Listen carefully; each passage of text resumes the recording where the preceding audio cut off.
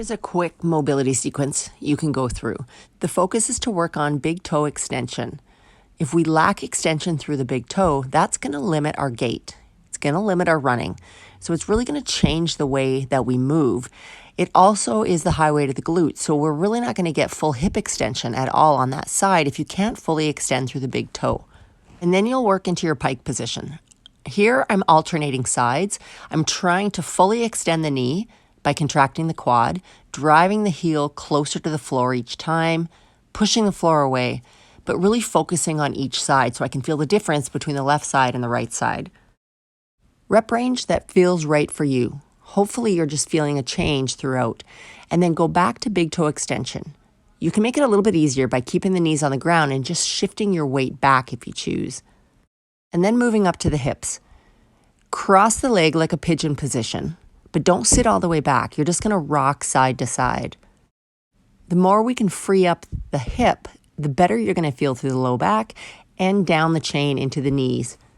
I would encourage a high amount of rep range, or just spend as much time as you can in each pattern. Next pattern, extend the leg. You'll feel this mostly through the groin.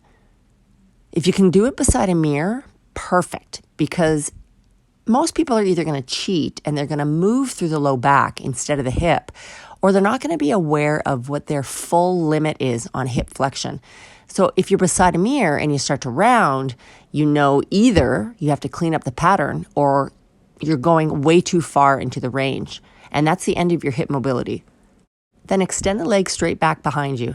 Same idea, rock side to side, spend as much time as feels right in each pattern. Think about the time and effort you put into your strength and your cardio. Same amount of time has to be put into mobility, so don't shortchange yourself. Here, just sit into the position. Move around, see what feels right, as long as there's no pinching in the front of the hip or the closing angle of the joint. Let the knee fall out. Let the foot leave the floor. Just do what feels good. You can also add a rotation towards the front leg if you choose to. This is more about just sitting in the position and allowing things to feel better as the time goes on. So don't rush the pattern. Stay there for a couple minutes. Now we're getting into patterns for a little bit more hip internal and external rotation. Create tension through the body. Lift or get light. Hold the top position for about 5 to 10 seconds, and then slowly parachute the leg back down to the floor. Thigh is not lifting off the floor, only my shin, from my knee to my foot. That's it. We're working on hip external rotation. This is more of a passive position. If the previous one was difficult, maybe try this one. You can assist the leg and just sit in the position. Stay there for time. You can slide the leg down just to make it a little bit easier if you need to. Pulling the leg up will challenge. And if you're not comfortable in bringing the body upright, you can lay back down on the ground and make it a little bit easier as well.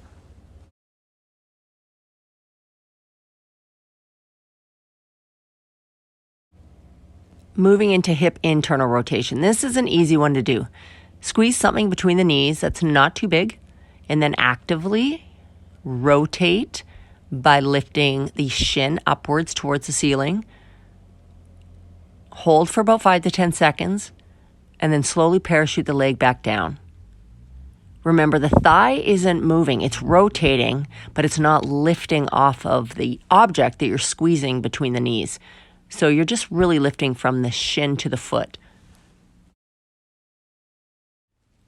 Laying on your tummy, we're going to pull the leg up, place the ankle on the opposite thigh, and then we're just thinking about lifting the knee off of the ground.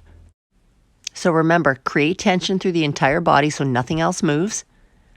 Lift the knee off the floor, hold for about 5 to 10 seconds, and slowly parachute back down to the floor. Now this is the opposite.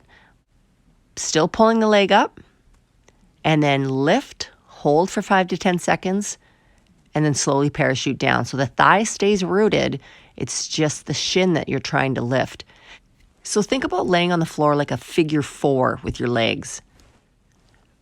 Moving upwards to thoracic area and the shoulders. So for here, I've blocked myself with a yoga block to make sure my pelvis doesn't move.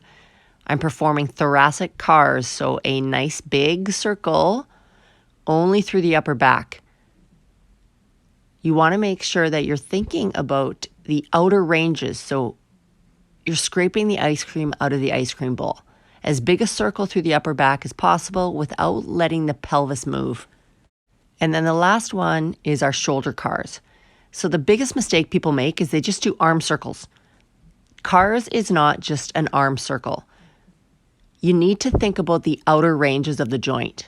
You're trying to touch the outer range as much as possible. So we go back to the ice cream bowl, scrape the ice cream out of the ice cream bowl.